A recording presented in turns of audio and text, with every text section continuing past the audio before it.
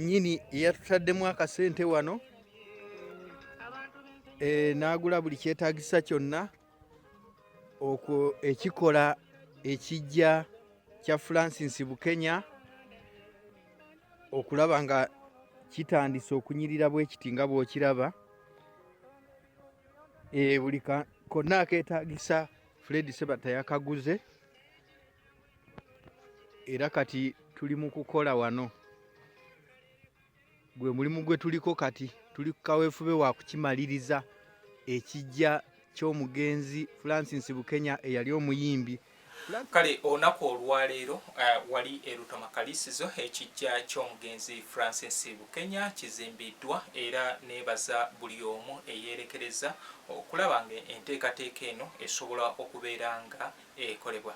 Francis Bukenya yoyo eyakuyimbira oluyimba entumbwe y'omugoowa ng'ali ne Betty Nabulya Sansabula era Francis Bukenya ojja mujjukira mu luyimba bamulyasooka olwa muzeeyi Fred Ssebatta. Francis Bukenya ogenda mujjukira mu luyimba olwa ngenda n'omutembeeyi eyakuzanyiranga omutembeeyi. Kale yoyo Francis Bukenya yafiira ku myaka 33 yazaalibwa mu mwaka gwa 1979 ng'azaalibwa omugenzi Crossofio Lubega. Mama we ye teyategeerekera bingi nti teyazaalibwa mu mukyala w'ewaka, yazaalibwa eno ku kibuga era ebiseera bye ebisinga yakulira eno ku kibuga. Mwami Bukenya ono ye yayimba oluyimba lwa Ssebbale genda n'omutembeeyi olwasooka, olutali luno olupya lwe baddamu naye luli olwasooka. Omwami ono ye yaluyimba n'ayimba ennyimba nga entumbwe y'omugoowa, mugoowa kisimanyi kimpini gosoodi simanyi biki bwe bityawo.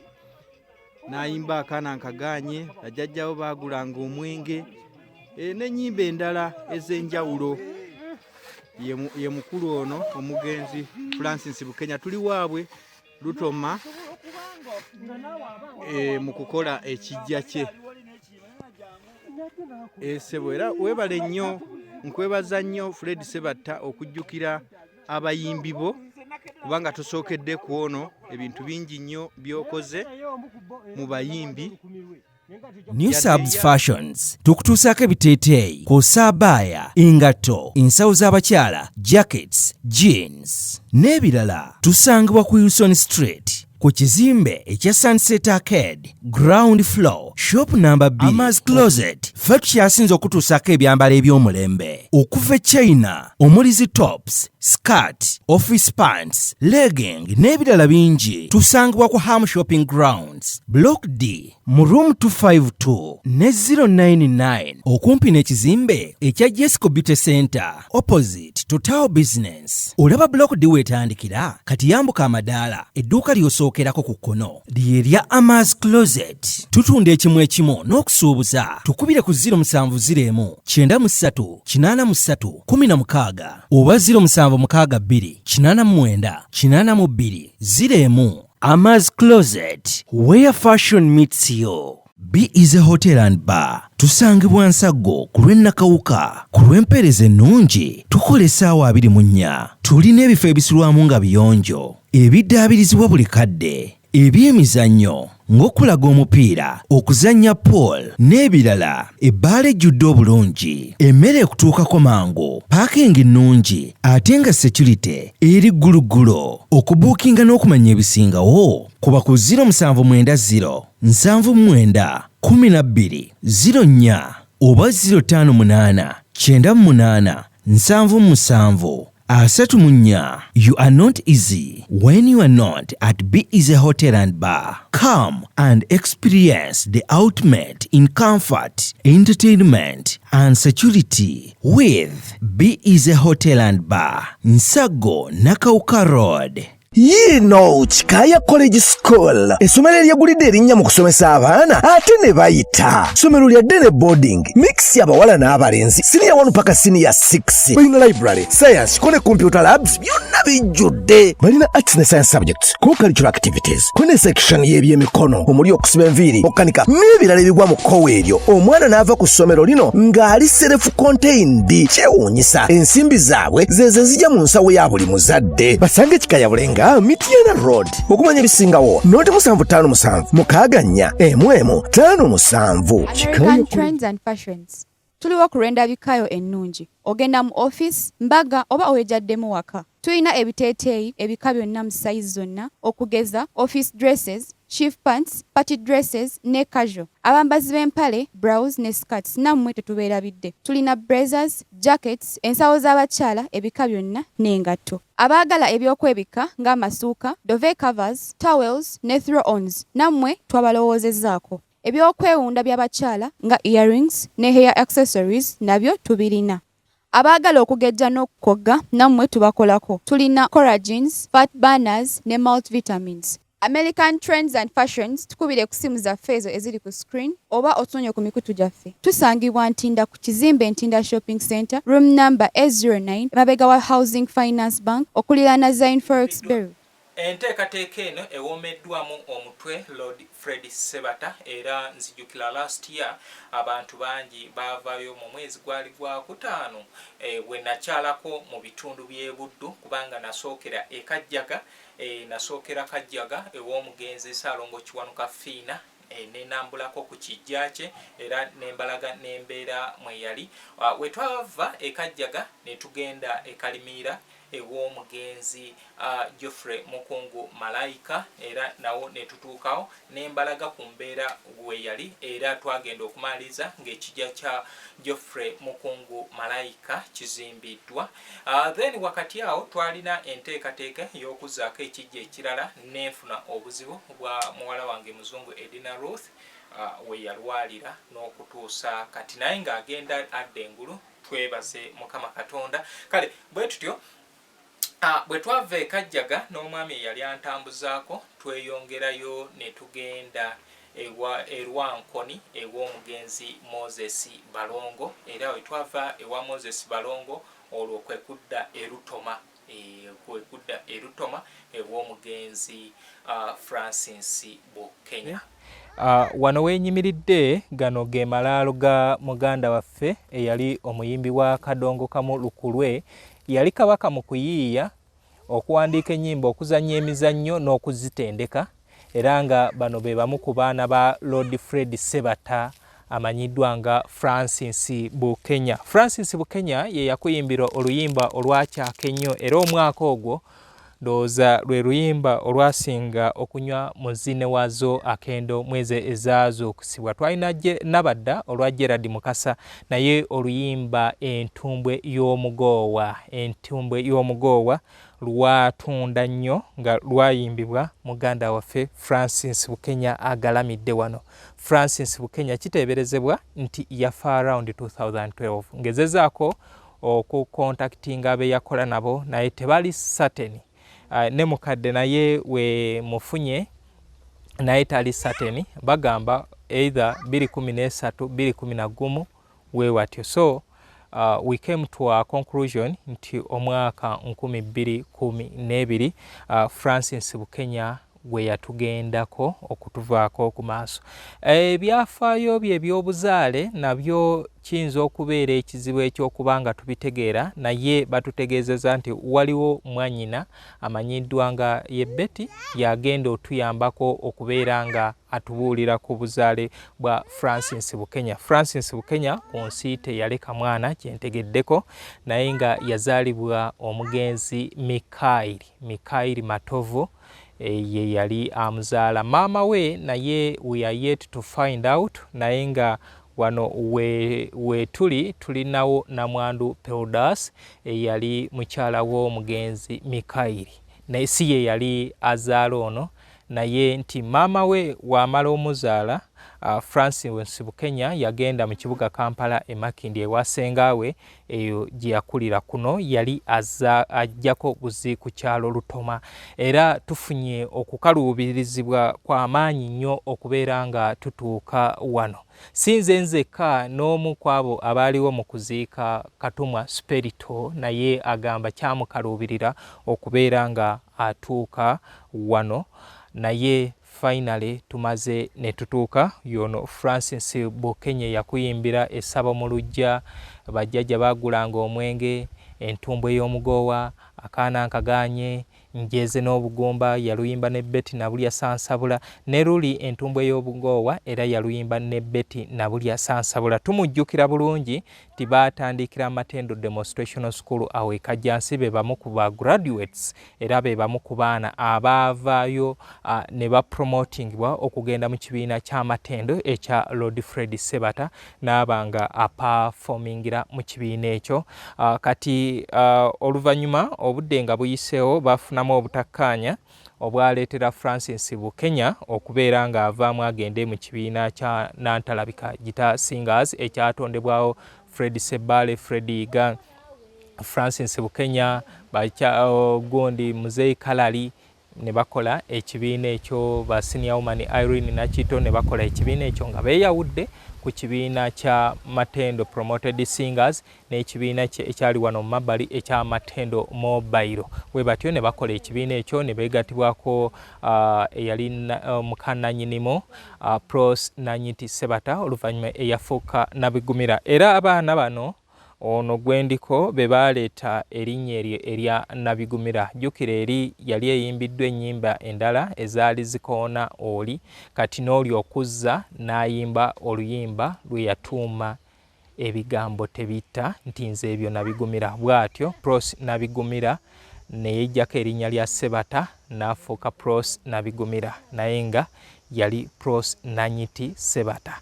Kale bano abaana be baakola ekintu ekyo era baayimbira ddala ennyimba zaali mpitirivu ze baakola ono nga baafulumya entambi ezo nga bazikola ne Pros Nabigumira. Francis Bukenya ono mwe abagoberera oluyimba bamulyasooka ye Francis Bukenya ali mu luyimba olwo. Original version ya mugenzi Francis Bukenya ono gwenyimiriddeko wano ye yayimba oluyimba bamulyasooka ne Lord Fred Sebata. Then oluvannyuma Matia Mugerwa najja n'akola olutambi olwo, najja n'akola vidiyo eyo ne Lord Fred Sebata. Kale yono Francis Bukenya naye nga teyakoma mu Nantalabika mokka, yalabikako ne mu kibiina kya Zebra Associated Singers ekya Dr. Fred Sebale. Dr. Fred Sebale yono gwolaba era ndowooza omujjukira mu luyimba nga Katamiira Nazif nalwo yalimu oba Fred Sebale. Then alina n'oluyimba era yali duet, yali korabo, mwalimu ono Francis Bukenya ne mubeeramu gundi ngenda n'omutembeeyi. Yes, ngenda n'omutembeeyi ono yalimu ye yazannyanga omutembeeyi Francis Bukenya. Yali kafulo mu kuwandiika ng'ekitone akirina, yalina ekitone ekyokubeera ng'azannya emizannyo n'okuyimba byonna yali yabikwata bukusu. Naye kale ekijja bwe kityo bwe twakisanga ekya Francis Bukenya. Kati Lord Fred Sebata ng'ayita mu Katumwa Spirito basobodde okubeera nga bakola enteekateeka eno era olunaku lwali lwa kuna. Katumwa Spirito yankubira essimu ku makya aŋŋamba mwami Muzungu nsaba kunkwasaganyako n'ab'effamire ya Francis Bukenya, ku famire ya Francis Bukenya ndabe enteekateeka nga tusobola okuzimba ekijja. Era bwe gutyo namuwa ennamba kubanga nange neebaza banaye tukolagane, nze nali simanyi Lutoma era Lutoma yennyini gye nasobola okutuuka n'entambula wano n'empita wano, naye nga Francis ogundi Katuma Spirito yandagiridde ye yatuuka nga ennamba zaali zababulako Katuma Spirito. Kati nemufunira ennamba y'omu ku booluganda era omukyalo oyo nkwebaza munnange, weebale kukolagana bulungi n'omukulu ne mutuwa omukisa okubeera nga tujja ne tukola bwe tutyo. Omulimo guno gwatandise olunaku lw'eggulo ogw'okubeera nga ekijja kino kizimbibwa era olunaku olwaleero gubadde nga kuteekako tiles. By tomorrow omulimo gugenda kubeera complete. Lord Fred Sebata nkwebaza nti wawulira omulanga gwange kubanga last year wetwali nga tujjukira Prince Jopo Kafeero namutuukira ne mugamba muzeeyi ekintu kino kikakaatikako era n'angamba ojja kuntegeezaako maaso awo nange kanekwate naye kati kyamukisa mulungi nti asobodde okubanga yeesitulanga omuntu n'akola omulimo n'amaaliriza ekijja kya Francis Bukenya. Bwe gutyo Francis Bukenya ono ogenda kumujjukira nkugambye yazaalibwa mu 1979 yafa 2012 yafiira ku myaka 33. Francis Bukenya bazaalibwa abaana 4 mu taata naye ye ku maama yamuzaalayo omwana omu era Francis Bukenya mu bulamu bw'ensi eno teyaleka mwana, yafa talina mwana. Kale ate era nakitegeerako nti ne mu kika kya mu famire ya Francis Bukenya okuzaala si kwa maanyi nnyo, ne bamuzeeyi be abalala era nabo bagenda bazaala omwana omu babiri bazaala oba bayekeekereza. Kale nti yeyo embeera naye nga antwala omukisa guno okusiima buli eyeerekereza n'agoberera omulanga gwange.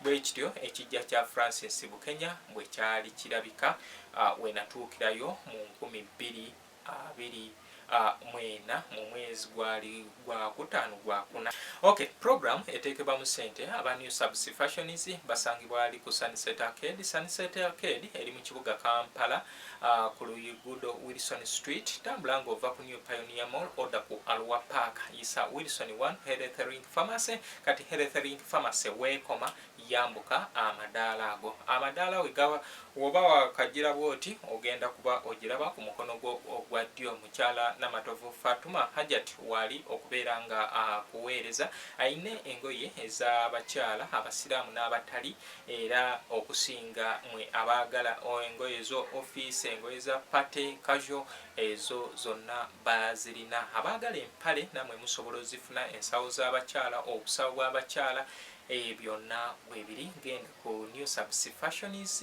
owakire Mukyala Namatovu Fatuma. Wona omuwagira naye agenda agamba nti mwami muzungu kaddata munnange nsooka otuweereze. Kale tetugenda komaawo, tugenda wali entinda tugenda kugenda ku American Fashions and Trends basangibwa ku Ntinda Shopping Center. Edduuka liri E09 oyitira wakati wa Zen Forex Bureau ne Finance Trust banka ya finance. Kati emabegaawo ogenda obasanga ebyokwewunda eby'abakyala babirina abagala okugejja n'okukoga we bali collagens, vitamins ne supplements ez'enjawulo eziyambako omuntu okubeera nga afuna ogw'omubiri gwayagala ng'ogwange guno.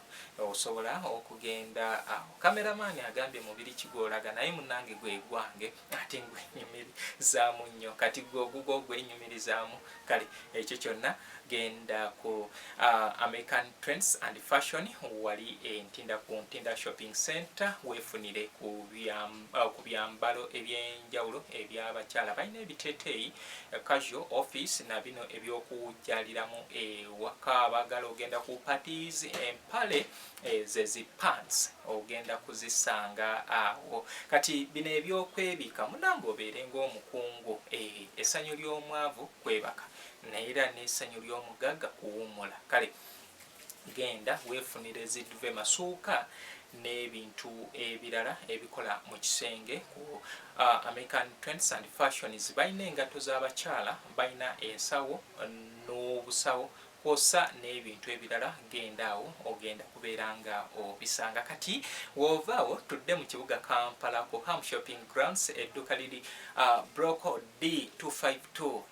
Yoyo mukyala waffe Mukyala Mawejje wali okubeera nga akuweereza ku Amas Closet for tops and more. Abaagala ebiteeteeyi, abaagala empale z'abakyala mwena musobola okuzisangawo. Ezo zonna z'olowoozaako njagala genda kukyakala.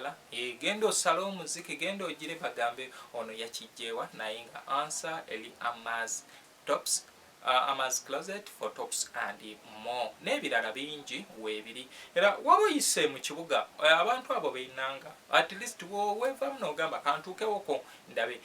Toyige nnyo okwagala ebyaffe. B is a hotel and bar abo bali Nsaggo. Mukyala wange namba ya Harriet yatukolera enteekateeka ne Engineer Sonko. B is a hotel and bar abagala okubeera nga musanyuka muwumuza ku birowoozo mugenda awo. Emipiira gitojjera waliwo gwe baakagalamiza bamutuusiza ku nnyango okuva mu ggwanga lya Spain. Kale ekintu oba okirabira awo olunaku lw'eggulo kilabu ya Arsenal yabadde yasambye emipiira 2 olunaku lumu era egyo gyonna ng'osobola girabirawo. Kisoboka kitya twasoose ne tusookamu ne West Ham London Derby 2-0 ate era ne tuddamu mu kibuga London wali mu West Ham. Kale bantu bange bwekityo twagenza okumaliriza nga neeyo Arsenal bamuyambyeko okukuba Liverpool 2-1 kati tusuze ku ntikko. Mwena mukimanyi kyekitegeeza okubeera ku ntikko okutuuka ku ntikko mwena mukimanyi bulungi. Kale bwe tutyo ogenda kugenda ku B is a hotel and bar obeere nga osanyuka era tusuubira mu mwezi guno nga guggwako tusuubira okubeerawo ne kadongo kamu. Twalina okumubeera naye kwa 3 naye tetwasobola olw'ensonga nti waliwo activities zegezaako ogenda maaso okutegeka ekifo ekyo kirabike bulungi. Kale nga tetusobola kubeera nga tukolerawo ne ku Independence tubadde tusuubira naye era nakyo tekigenda kusoboka. Kale wovaawo genda ku Kikaya College and Vocational School badde ne boarding arts ne sciences basangibwa ali Bulenga ku 7. Twalayo abaana baba bangule naddala mbakubiriza nti omwana yandibadde n'emirimu gy'asobola okukolako eky'omutwe. Kale Kikaya College and Vocational School ye ansa. Olulimi Oluchina balusomesa kubanga ensi egyo eraga olaba n'Oluzungu wano era baluleeta ne babanga basooka somesa baana b'Abakabaka wano e Uganda nga tageti yaabwe yali nti olulimi luno lubune wano olugyewo ennimi zaffe enzaalirano. Kale bwe kityo n'Abachina obudde buno be baliko be bamu ku bali mu beera nga bakulembera ensi eno. Kale naddala mu bintu ebyenfuna bafubye nnyo kati naawe ogenda kulwana nnyo olabe nti omwana ayigayo Oluchina. ICT nayo bagitaddeeko nnyo essira ate wetujjira ne farming nayo eriko. Farming egatta okusika then n'okubeera nga olunda anti buli wetujjira wano ku nkumbi okusika omuyini abantu batya naye okulunda kati yewe to go. Kale eyo Kikaya College. Twinex International eri wali Bulaga ne St. Michael Educational Center eri Kiwanga Mukono. Mwabeetaaga ennyimba zino ez'akadongo kamu mujje musange Kasubi ku basooka kwa Bla Stage wano wenkolera emirimu gyange. Weweesitwa nojja oluyimba nduteerako nusu 5 ntandikira ku nnyimba za 15. Waliwo omwami mbadde nkolagananga naye okuva eyo mu US naye nga takkiriza wembagamba ebintu bino nti tugezezaako okuzimba ebintu bino omala kutuuka ano olw'okubeera nga olaba era ndowooza abasobodde okutuukako wano mwe abasobola okubeera nga munjulira.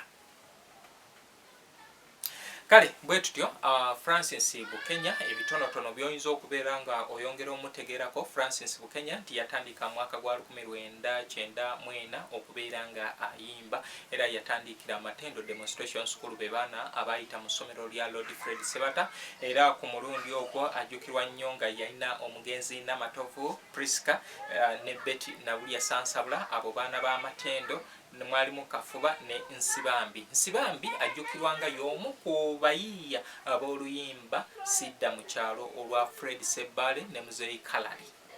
Lwayimbibwa Sebbale ne Muzeeyi Kalali oba kati obudde buli eyali Siraji Sebbanja. No, omusajja oyo yali muyimbi nnyo naye simanyi oba ennyimba z'omanyiko mmeka. Kale weobanga ogyeko zino zirina Kimwero Jjajja Mwambula biki oyinza okuba nga tosigazaawo nnyimba naye yali muyimbi era ku teepu yayimbira ddala.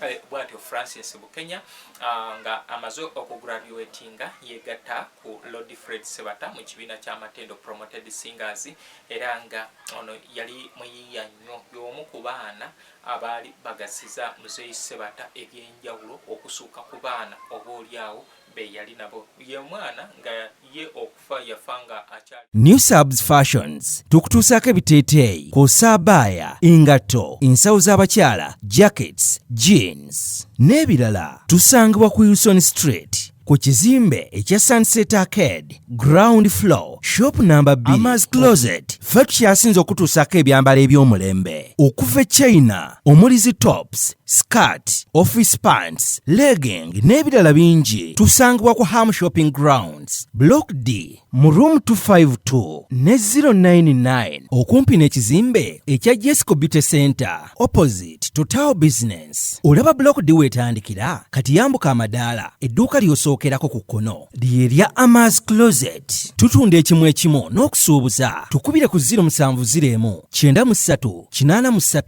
16 oba 0762 89 82 01. Ama's Closet, where fashion meets you. B is a hotel and bar. Tusangibwa Nsago ku lw'Ennakawuka ku lw'empeereza ennungi tukola essaawa 24. Tulina ebifo ebisulwamu nga biyonjo ebiddaabirizibwa buli kadde ebyemizannyo ng'okulaga omupiira okuzannya pool n'ebirala. Ebbaala ejjudde obulungi emmere ekutuukako mangu paakingi nnungi ate nga security eri gguluggulo. Okubuukinga n'okumanya ebisingawo kuba ku 0790 79 12 04 oba 058 98 77 34. You are not easy when you are not at B is a hotel and bar. Come and experience the ultimate in comfort, entertainment and security with B is a hotel and bar. Nsago Nakauka Road.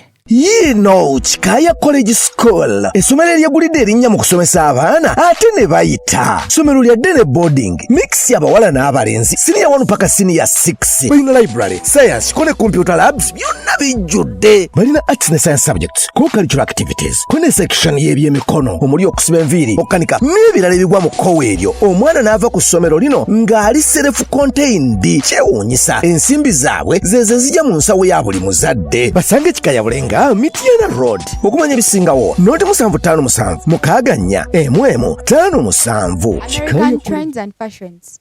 Tuliwo ku Rwenda Bikayo ennungi. Ogenda mu office, mbaga oba owejaddemu waka. Tulina ebiteeteeyi ebika byonna mu size zonna okugeza office dresses, chief pants, party dresses ne casual. Abambazi b'empale, blouse ne skirts nammwe tetubeerabidde. Tulina blazers, jackets, ensawo z'abakyala ebika byonna n'engatto. Abaagala ebyokwebika ng'amasuuka, duvet covers, towels ne throw-ons nammwe twabalowoozezzaako. Ebyokwewunda by'abakyala nga earrings ne hair accessories nabyo tubirina. Abaagala okugejja n'okukogga nammwe tubakolako. Tulina collagens, fat burners ne multivitamins. American Trends and Fashions tukubire ku simu zaffe ezo eziri ku screen oba otusonye ku mikutu gyaffe. Tusangibwa Ntinda ku kizimbe Ntinda Shopping Center, room number 809, emabega wa Housing Finance Bank, okuliraana Zine Forex Bureau.